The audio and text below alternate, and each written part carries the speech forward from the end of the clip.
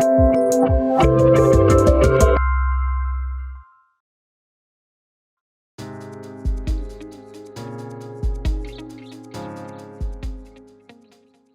right, thank you for attending. My name is Michael Bailey. I'm a principal engineer at American Express on the mobile team. You can find me on Twitter at YogurtEarl. And today I'm going to be doing Android Studio Tips and Tricks Part 2.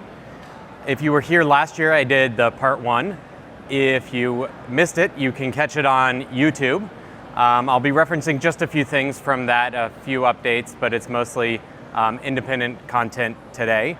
If you take a picture of this screen and use Lens, Lens will let you click on the link in the picture if you have a Pixel with Lens.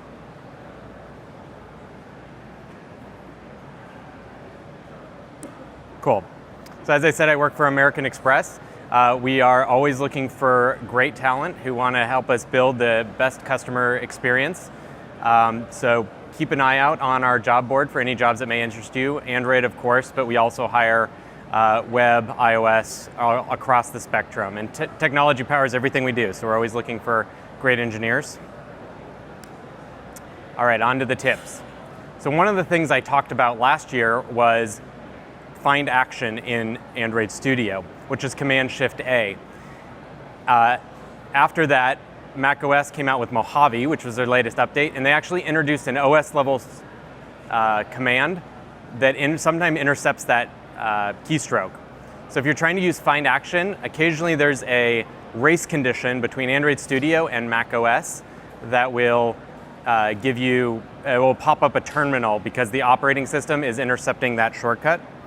So if you have that problem and you want to disable that, you need to bring up the keyboard settings and system preference, go to shortcuts, go to services, scroll down, and look for the one that says search man page index and terminal. This is what pops up the terminal. If you uncheck that, it'll just disable that altogether. If you actually use that, you can come over here and just assign it a different keystroke that won't interfere with the IntelliJ one. So that's just a quick update on something I shared last time. Another tip that I recently got from a colleague and that I implemented was to map caps lock to escape. And this helps for two reasons. One, on MacBooks with the touch bar, there's no physical escape key. So if you're not looking down, you might miss it, and it's hard to hit it when there's no tactile feedback. So mapping caps lock to escape gives you a physical button to hit. The other reason to do this is I personally almost never intend to hit caps lock. Occasionally I'll hit it on accident. If you map it to escape, then you won't accidentally put yourself in caps lock mode and wonder why your password doesn't work or why you're typing in all caps in chat and your coworkers think you're yelling at them. So it's another reason to map it. To do that, you go back to the keyboard setting in System Preferences. Under Keyboard, you go to Modifier Keys, and you map caps lock to the escape key. If you use an external keyboard, you actually have to map it per keyboard. So this will map it for the internal keyboard on your MacBook. If you have another keyboard, you attach it an external keyboard, you will find it in that dropdown, and you also have to map it there. And I recommend mapping it in both places. Otherwise, when you go to your external keyboard, you'll get confused because the caps lock will start turning on when you didn't intend it to. Last year, I talked about the show images feature or show thumbnails feature in Android Studio. In recent versions, that has actually gone away, but it's been replaced with something better. It's been replaced with the Resource Manager, which is available on the left side as a tool window. And this shows you all of the resources, whereas the previous show thumbnails only showed you bitmaps. This shows you all the visual resources. So drawables, colors, and if you click on it, it'll show you where it's defined in the source code. Layouts, preview of your layouts, and your icons or things under bitmap. If you have multiple versions of something underneath different configurations, you can double tap on it to see the different versions for different configurations all in one spot for that resource. You can add new resources, import drawables, add them here, choose which module you want to look at the resources of, and you can also see the resources included in with all the libraries that you're including in your project. If you come up here and say Show Libraries, now you can see it's actually showing the resources, the layouts from AppCompat are showing up here. It's showing the colors from AppCompat and also the drawables from AppCompat, which is included in this project.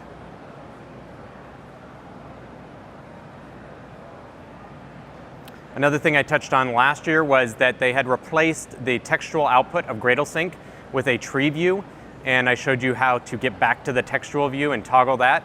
In 3.6 Canary 6, they actually added both. So now you get both side by side and you no longer have to toggle. So something to look forward to when 3.6 goes stable.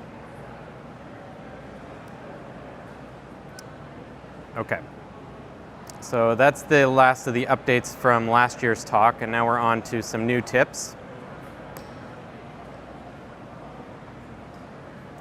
So there is a thing in Android Studio called external tools, and I'm going to give you an example of when you might want to set up an external tool.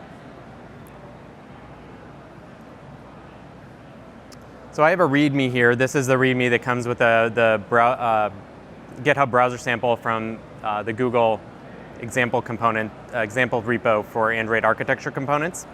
I've actually formatted it badly on purpose. I removed some new lines, so the lines are too long.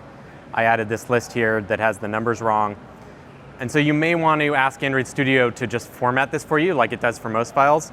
The Markdown support in Android Studio doesn't actually do a great job of formatting this for you. Normally you would hit Command-Alt-L. In this case, it doesn't do much. But there is an external tool that you can use that will give you some better formatting on Markdown files. So there's a tool called Prettier. On Mac, you can do a brew install Prettier. I already have it installed, so it's going to tell me that it's already installed. So I already have that installed. I can run that from the command line.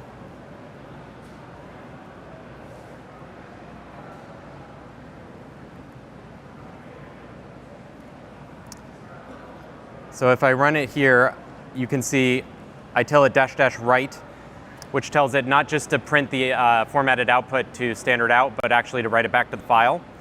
I want to wrap the prose, which is going to help me get rid of these long lines. And I'm going to give it a width of 80, so it'll wrap all my lines to 80, but keep the overall Markdown formatting. And then I have to give it the name of the file that I want it to format. So I could just use this tool from the command line, and you see it actually did the formatting up here. You can see it also actually comes in here and corrects the numbering on your lists in Markdown. But running a command line tool every time you make some updates is not the most convenient. So we're going to undo that, and we're going to see how we can make that a little more convenient with external tools. So one way you can find it, you can find external tools with the find action command. It's down here. Or you can just open preferences and search in here. And find external tools. So you can see I don't have any external tools configured currently. I'm going to add a new external tool. I'm going to call it Prettier, so that's the name of the tool. And then you set up the command line argument plus the arguments that you want to pass to it. So I'm going to pass in Prettier.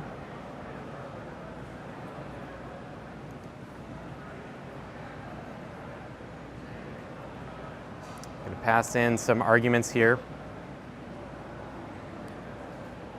So if you can see, this mirrors what I was passing on the command line. But IntelliJ has macros so that I can take the context of where I am in Android Studio and pass that into this external tool. So this is going to be replaced with the file path relative to the project root. And then here, I want it to operate within my project file directory. And there's other macros you can see in here to pass other information like the selected text or other things from the Android Studio into an external tool. Okay, click OK. Click OK.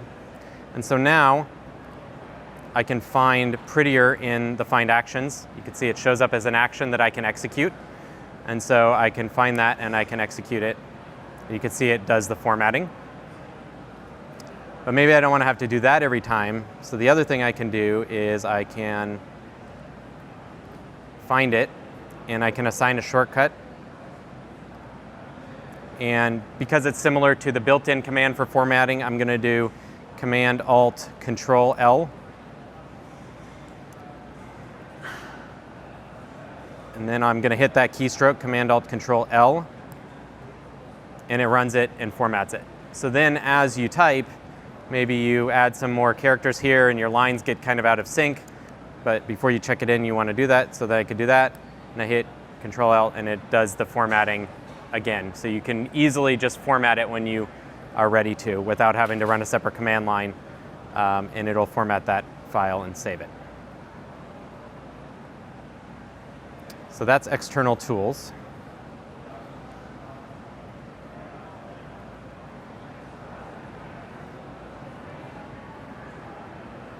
The next thing I want to talk about is using IntelliJ to resolve conflicts. So if you are outside of IntelliJ in a separate program doing maybe a get rebase or a get merge, I'm going to do a get rebase master here. Oh, I've got some changes. Do that again. Get rebase master. So I had a merge conflict there. There's something that conflicted with master and with my local branch. So I could go and manually resolve these conflicts. But even though I did the merge outside of IntelliJ, I can come back into IntelliJ and use the IntelliJ to do the merge conflict, the IntelliJ merger. So if you do a Control-V in IntelliJ, and then you can come down and select Resolve Conflicts. And it will look in your current Git repo for the conflicts that are there, and maybe more than one. In this case, it's just one file that's conflicting. I could just accept theirs or their changes, accept my changes, or I can come in and merge. There is a nice kind of magic wand here that will resolve the conflicts that it can. The nice thing is that sometimes even when Git can't resolve the conflicts, you bring it into IntelliJ and it will be able to resolve all the conflicts for you automatically. So it's slightly smarter than the default Git merge algorithm. In this case, there's one conflict it can't merge. So I hit that, it did all the ones that it could figure out. And then it leaves me with this one thing I can merge. I can bring in both, and then I can resolve the conflicts here. But the nice thing about doing it in IntelliJ is you get all the code completion in the merge dialog. So I could see that the merge with taking both now doesn't actually compile. I get the red squiggly. I'd have to figure that out. Or maybe I just don't want that change and I just want to take this change. And you can do various combinations and then edit the result right in there and then save it. In this case, I'm not going to actually resolve the conflict.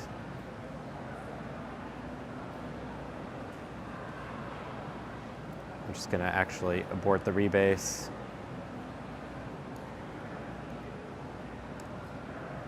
Oops. All right.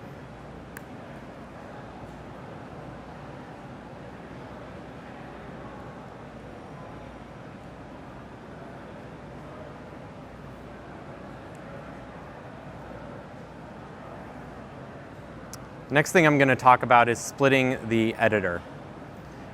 So last year I talked about why you may want to consider not having tabs, but you may still want to have multiple things open at, files open at once to edit them. IntelliJ has the ability to split your editor, but by default there's no keystrokes assigned to this.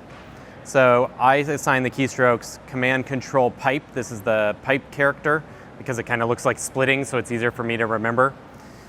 So if you do Command-Control-Pipe, you can cause splits to happen. You could do a lot of splits. And then you can do undo all the splits with Command-Control-I or Command-Control-Pipe if you get a lot of splits and you just want to go away and focus on the one file that you have. If you have multiple splits, you can switch between the splits by Alt-tabbing. So you can see it's moving my cursor between the 3 different files. If I just want to have a different file in the middle, I can use Command E to open there, and then I can move my cursor between the 3. If you have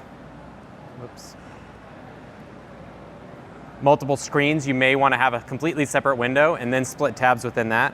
So if you do Shift F4, it'll bring up a separate window, which then you can drag onto a separate monitor. And again, you can do splits in that window. And then you can just unsplit one at a time and do Command Control Shift, undo one split, undo one split. Or if you want to, wherever the cursor is, if you just want to close that one particular editor or split, you can do Command W. So I can do Command W there, and get back to just my one editor. And again, it allows you to make your splits, close your splits, and navigate amongst them with just the keyboard.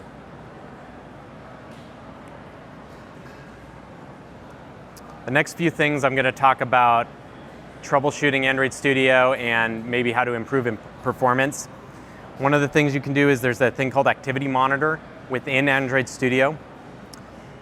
If you're noticing Android Studio is sluggish and maybe you want to file a bug report, this is just one way to look at what's going on inside of Android Studio.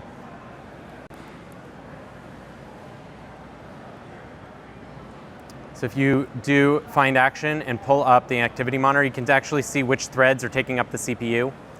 Doesn't look like anything is working too hard at the moment, but if you notice it's really sluggish, you can pull this up and see which thread it is and then include that in a bug report of, my IDE is constantly getting bogged down with this subsystem, and that will help them maybe troubleshoot it.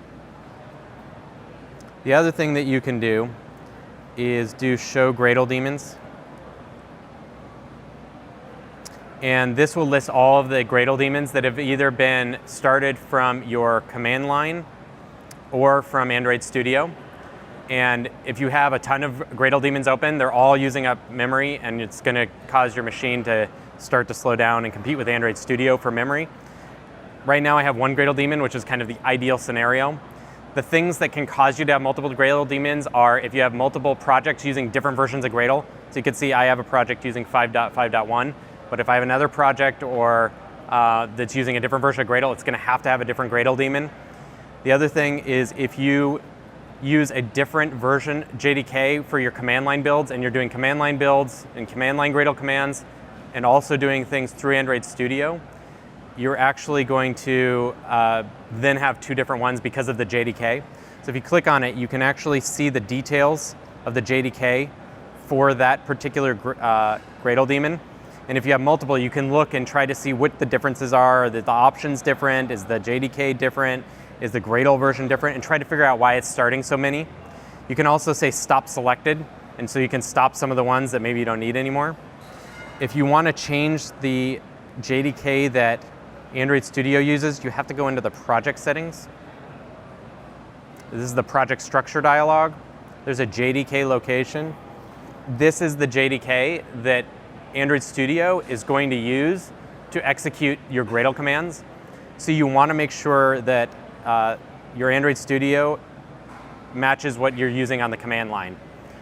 So if you see multiple Gradle daemons and you see that they have different JDKs, you might want to come in here and change this JDK to match whatever is getting picked up on the command line, so that you can reuse the Gradle daemon, and also so your builds will be more consistent because it's using the same version of the JDK.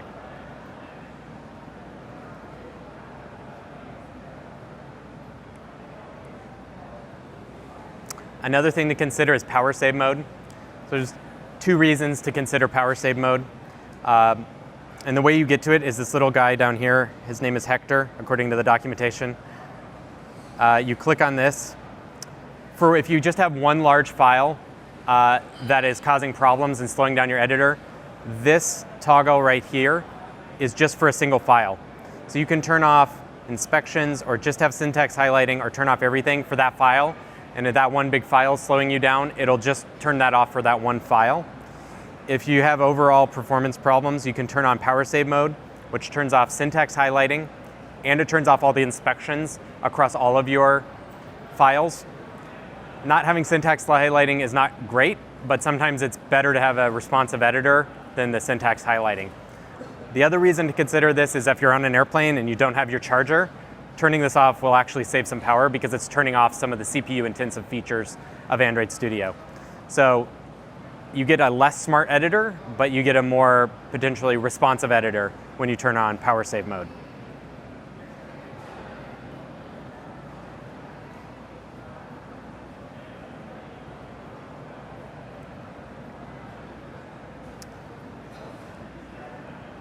So there's different types of highlighting that you can get in Android Studio.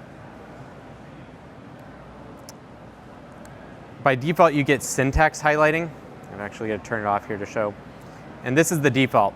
You get syntax highlighting, which will highlight keywords like return, val, fun. It'll highlight function names. But a lot of the text is still white, which may be okay. But sometimes if you want a little more context or want to understand the flow of the variables, you can turn on semantic highlighting in addition to syntax highlighting. And you do that in the preferences by searching for semantic highlighting. And you can see over here, there's an option for semantic highlighting. And what this is going to do is it's going to use different colors for each variable. And depending on your screen, if these colors look too similar to you, you can actually come in and customize the colors so that they look more dissimilar. But you can see now that variables each have their own color. So position 1 here has green, position 2 has pink. So you can kind of visually track a variable easier throughout your code. It can also be distracting, so you got to decide if you want this on or not, because now you have a lot more colors. It can be distracting. So it's something that you could toggle off and on depending on how you're trying to look at the code and how you're trying to understand it. I personally find that it gives a bit more context and easier to follow the flow of your colors. If you can see here on this screen, it's maybe a little bit harder to see the difference. The order and the repo IDs here are actually two different colors. So you might want to go customize those colors if they show up too similar on the screen.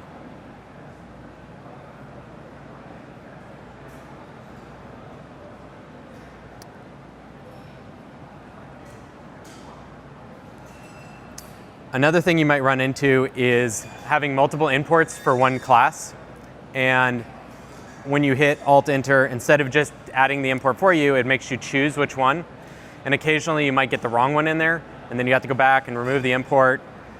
In this case, I can see I never want to import something from the .internal package, so I don't even want it to offer that to me. So I can come into the settings and go to includes.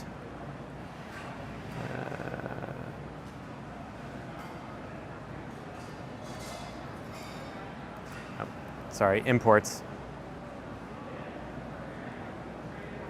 And then I can add star.internal.star. So it'll never show me internal imports in the list. Now, if you're working on a library and you actually need to import some internals of your own library, maybe you don't want that. But if you're purely working with other packages that use internal to signify when you shouldn't be using their classes, it can be useful. So now if I come back and I hit Alt-Enter,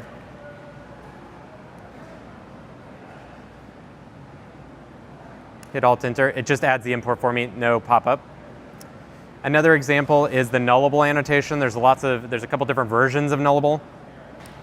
In this case, it's offering me two different choices.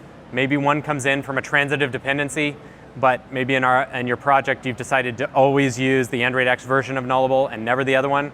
And if you accidentally import it, then when you open your pull request, your coworkers are going to say don't use this version, and you have to go back and correct it. You can also use the same thing to tell IntelliJ to never use that import. So I can go back in there and I can say, don't import anything from org.jetbrains.annotations.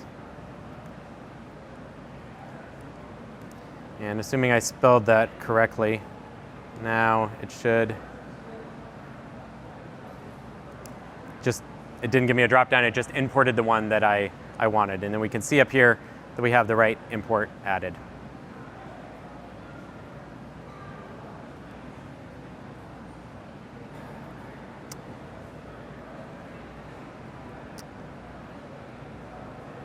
So another thing that you can do is sometimes when you get an update to Android Studio, they'll introduce a new inspection, which is really useful, but then sometimes it highlights up your code. And so now you have yellow squiggly lines all over your code because it's telling you, oh, this is not following the right pattern.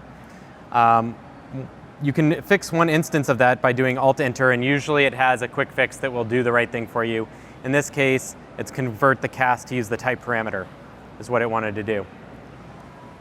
But maybe you have it all over your, maybe it's just one file, you have it all over that file. If you bring up the Alt-Enter dialog and then you hit the right, it's going to bring up another menu, and you could say fix all instances of that in this file. And so if I hit that, you can notice it fixed those two, but if there's more instances, it's going to fix them all with that same quick fix all at one time. Then you could take it one step further and you can say the run inspection on. And that's actually, it's going to take a little bit. You can see it's running down here, running Android lint. It's actually inspecting your whole project for that same problem. There's only 2 instances in this, but then if there was more, you can select all of them in your project or whichever ones you want, and you can actually hit convert it, and it will go do that quick fix for the whole project in that way, and it will stop bugging you with the little yellow squiggly line there. Similar things happen for the semicolon here. It's saying remove the redundant semicolon because this is Kotlin, you don't need the semicolon. Similar thing works here.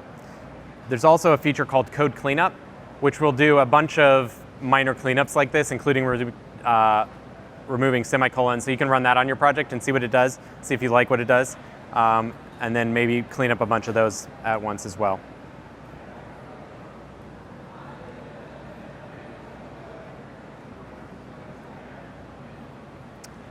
So I saw this tweet the other day, and I could definitely relate, especially if you're working across many different languages. If you're working across Kotlin and Java, and then maybe you have some Python and Node on your back end, and you also have to touch your iOS app occasionally and do some Swift programming, and you just want to do a for loop, and you got to remember which file am I in and what's the exact syntax for this language. There's a feature that can help with that.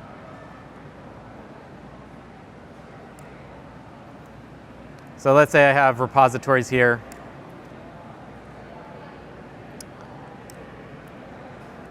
And one thing you can do with if you place your cursor on any variable in Android Studio, one of the nice things about Kotlin is it has type inference, so it gets rid of all the type information. But sometimes you actually want to know what the type of something is. If you do Control-Shift-P, it will show you the type of the thing under the cursor. So you can know, oh, this is a list of repos, which is great. But then I want to iterate over it with a for loop. If I do .for and hit tab, it will do the for loop for that syntax. So if there's a postfix completion for whatever syntax you're using, assuming it's in an IntelliJ-based IDE, you're going to just get the for loop there. There's similar ones for .win to help you with the win syntax. There's also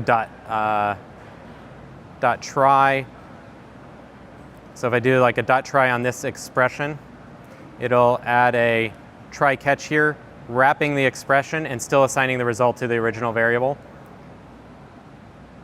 And that's just by doing .try and then hitting tab. You can do some custom postfix completions. Right now, as far as I can tell, you can only do custom ones in Java, not in Kotlin. There's some pre-built ones in Kotlin, but I don't think you can create custom ones. The best way to create a new one in Java is to find one of them that has this little duplicate icon enabled. And you can pop it up and you can actually see how the current one is implemented.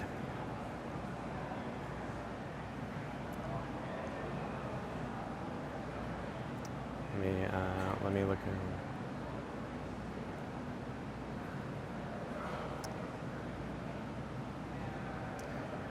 And the two main things that you're going to have there is it's going to tell you the expression type. So what type does this postfix completion operate on? The expression that you use the postfix on, it's going to insert it here. And then it's going to put the cursor, when the whole thing is done, this is where it's going to put the cursor, is the $end. So you can just come down and hit this duplicate, copy it, give it a new name, and create your own postfix completion. Again, it only works on Java for now. I'm assuming they might add Kotlin support at some point.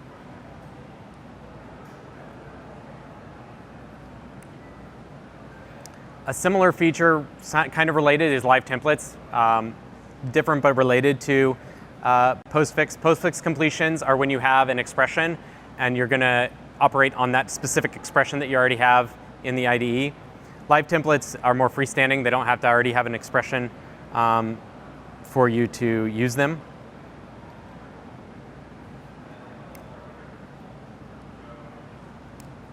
So you can do things like sout and hit print line, and it's going to give you the just print a line to the console in whatever language you're using at the time. You can do things like add a main method just by hitting main, and it's going to give you the main syntax for whatever language you're in. And if you're in Kotlin, and you don't remember like the syntax for an extension function, you can do xfun and hit it, and it'll guide you through creating an extension function.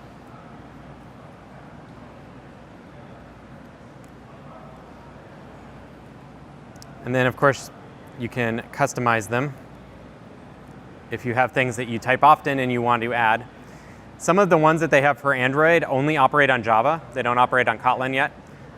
Like all these log ones, if you want to add log statements, maybe you want to customize it and add a timber statement or whatever logging thing you use. These ones, if you notice down here, it says only applicable in Java. So these ones are only going to work in Java. But let's look at how we could take one of those and create it in Kotlin. So if we look at the Kotlin one, they have this one called sout p in Kotlin. But maybe we want it to go to log.d instead of system out. Let's see how we can change that. So right now what happens is if I do a log p, sout p, sorry, it gives a print line and it takes all of the arguments to that function and prints the name of the argument and then the value of the argument, so which may be helpful for debugging. But let's see how we can do that with log.d. I usually find the best way to do these is kind of look at the examples, the ones that exist, copy them, and then modify them. So let's just copy this one. Let's call it log p. And we can even change the description to say it's going to go to logcat. And then you have these variables of the form $, the name, $. And you can come edit variables. In this case, to do the magic where it's actually printing out all of the function parameters, it's using a bit of Groovy script to execute there. I'm just going to copy that because we're going to reuse it. And when you edit it, sometimes it loses the existing variable information. So I'm going to add android.util.log.d. And for log.d, we need a tag name, so we're going to add tag. You put that in quotes, and then the format. So I have two variables here. The first one, let's say it's the class name as the tag. And the second one, I'm going to paste in the Groovy script that I had that I copied from the example. Okay, I'm going to say OK. And then we're going to say log p. And you can see I could edit the tag if I wanted to, and I could edit that if I wanted to, but now it gives me the tag of the class and the parameters listed out. You can see there's a little yellow squiggly here, so there's something it wants me to correct. So I can use the trick from before to just fix all, and it's going to remove the curly braces because they're not necessary here, and it removes them from both. You could probably edit the live template just to not include those.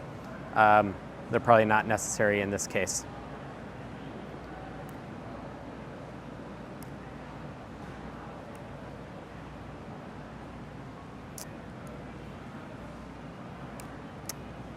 Another thing you can do is browse the type hierarchy. So I have a main activity here. Maybe I'm curious about what does app-compat activity extend, what interfaces is it bringing in. So you can do a Control-H on that type, and it's going to show me the whole type hierarchy, which you find some interesting things like Android X actually has two things called component activity that extend from one another, which is interesting. So you can see the whole type hierarchy of activity. Activity is a context, of course.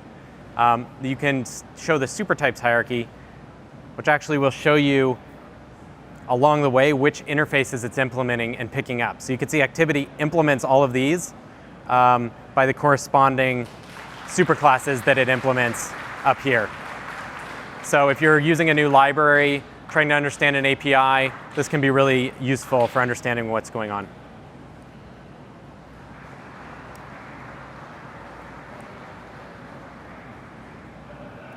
Device File Explorer is over here on the right-hand side. It allows you to poke through what's on an emulator or device. Here I have an emulator running on my machine. I can go and look at the APK and download the APK from the device. This is typically the stuff you might do with ADB pull or ADB push. You can just save it as there, or you can delete it. You might come into the shared prefs of an application. Shared prefs, when you use shared pref, it's just an XML file that gets persisted to the sandbox area of your app. You could double click it to open it. This actually downloads it off the device and opens it in IntelliJ. Now, if you edit it here, it's not automatically uploaded back. So you would have to edit it here, and then you can come here and say upload it back if you wanted to upload it. For shared prefs in particular, if you edit it while the process is open, the process is probably just going to rewrite whatever you had there. So you would want to make sure the process is closed. But maybe you have some other files that you want to download or upload. You can create files, new files, directories. You can delete files through the File Explorer. So it's a good way to do some debugging on what's on the file system.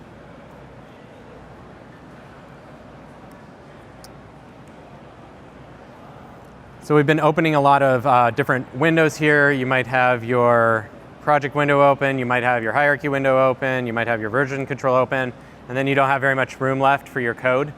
So sometimes you can just Command-Shift F12, which hides and shows all of these external windows, so you can see your code. If you want to take it one step further, you can do Command-Alt Shift F12, which actually hides everything but just the code. And then you can bring everything back with the same keystroke. You can, even in this mode, you can use splits like we had before and have multiple files open, but just the files.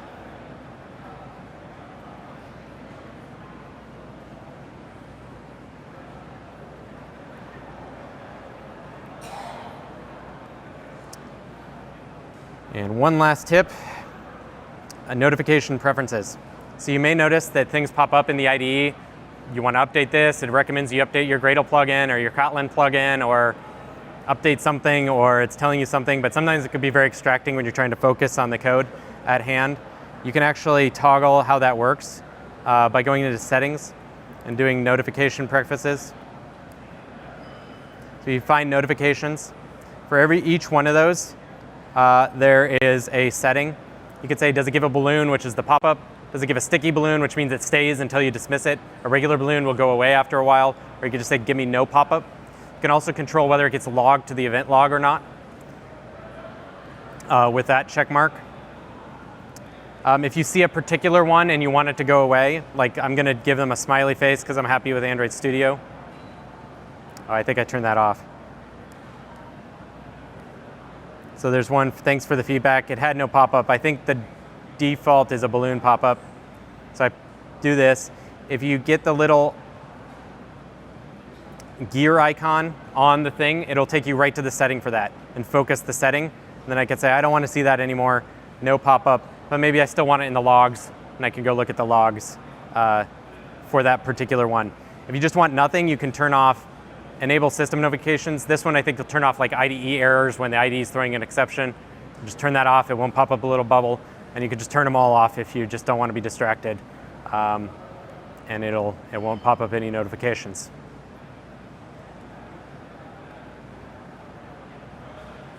That's all I have for today. Thanks for coming to my talk.